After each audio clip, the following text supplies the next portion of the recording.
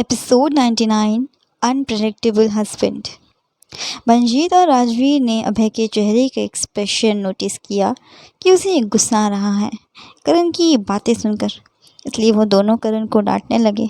करण, मंजीत ने उसे आंखें दिखाई तो वो चुप हो गया, मगर तभी सायशा दांत दिखाते हुए हंसकर बोली, मम्मी आप वीर जी को आंखें क्यों दिखा रहे हो? वो तो मजाक कर रहे हैं जीजू के साथ। अब जैसे जीजा साली का मजाक होता है वैसे ही जीजा साले का भी तो मजाक होता है।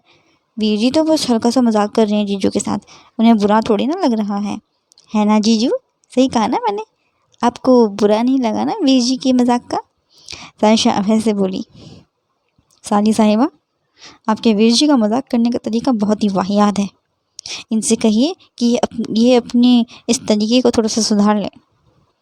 अभय करण को घूरते हुए सायशा से बोला, अरे पर मजाक तो मजाक होता है। आपका भाई भी तो नीनी के साथ मजाक करता है, वो बुरा मानती है क्या? हैं? बोल नीनी, गलत कहा मैं क्या मैंने?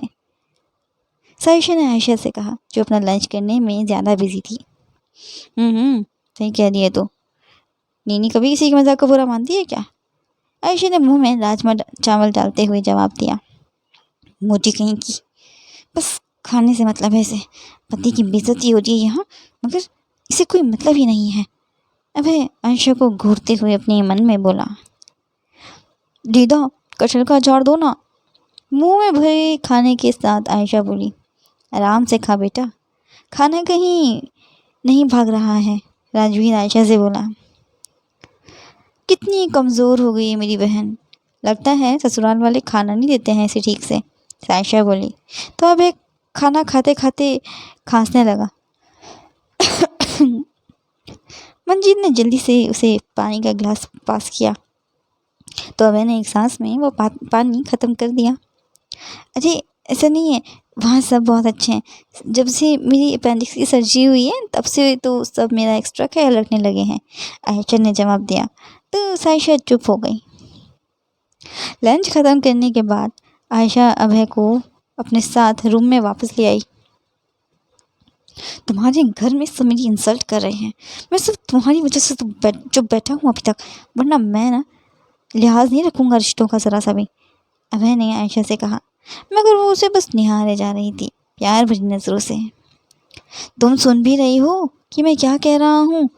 अभय ने उसकी आंखों के सामने वेव किया, उसे उसके ख्यालों से बाहर लाने के लिए। तुम प्रिंस चार्मिंग हो, मेरे सपनों का राजकुमार हो, आई लव यू। आयशा अभय के चेहरे के एकदम करीब पहुंच गई उसे किस करने के लिए। तभी अभय उन दोनों के होठों के बीच में अपनी दाईं हथेली ले आया। कुछ हमारे हनीमून के लिए भी छोड़ दो, सब कुछ यहाँ इंडिया में ही करोगी क्या? कुछ मालदीव्स के लिए भी छोड़ दो।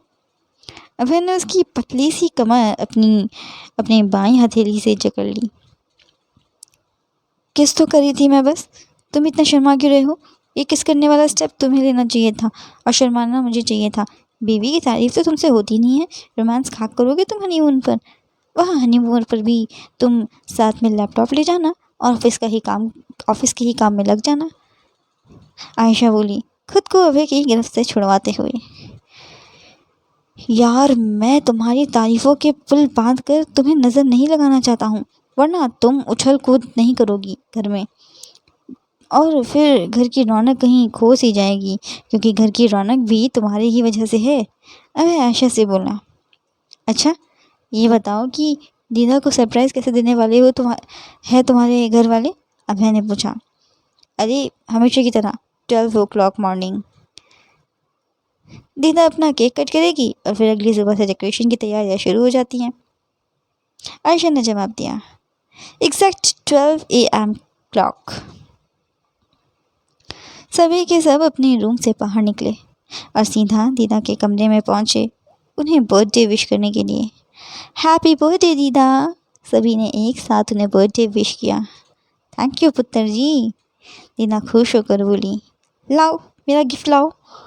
दीदा सबके पीछे पड़ गई। अरे दीदा गिफ्ट तो एक ही बार मिल सकता है आपको, या तो अभी ले लो और या फिर। सायशा बोल ही रही थी कि तभी अमन ने उसे पीछे से चूटी काट ली। बहुत कंजूस हो गई है तू, दीदा को एक ही गिफ्ट देगी? आज पूरे दिन हम सब हमारी दीदा पर गिफ्ट की बरसात करेंगे, अमन बोला। तभी करण ने उसका कंधा थपथपाया।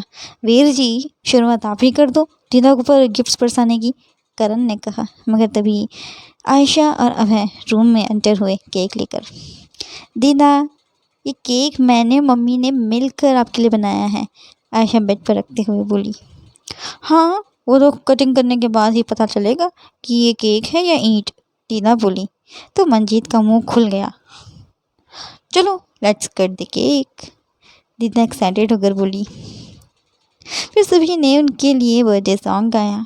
दीदा ने बारी बारी सभी को केक खिलाया। जब उन्होंने अभय को केक खिलाया तो अभय ने अपनी पॉकेट के अंदर से गोल्ड की चेन निकाली। ये आपके लिए। अभय ने वो चेन दीदा को पहना दी तो सभी के होठों पर हल्की सी मुस्कान आ गई। आयशा ने अभय का ऐसा सरप्राइजिंग गिफ्ट देखकर उसे ज़ोर से चूटी काटी और उससे बोली, तुम तो हम सब से 10 कदम आगे निकले, दीदा को इतनी जल्दी गिफ्ट दे दिया। अभय शातिर मुस्कान के साथ बोला, तुम अपने पति को जानती कहाँ हो अभी, मैंने ऐसे ही बहुत से सरप्राइज़ प्लान करके रखे हैं दीदा के लिए। सानी के लिए भी कुछ गिफ्ट रखा है? सायशा ने झटके के साथ अभय की बाजू पकड़कर उससे पूछा तो अभय मुस्कुराने लगा। यार, तुम तो अनप्रेडिक्टेबल हस्बैंड हो, आयशा बोली। तो सब हंस पड़े। आज के लिए बस इतना ही। मिलते हैं नेक्स्ट एपिसोड में। अगर आपको आज का एपिसोड अच्छा लगा तो कमेंट करें, चैनल को सब्सक्राइब करना ना भूलें। Thank you.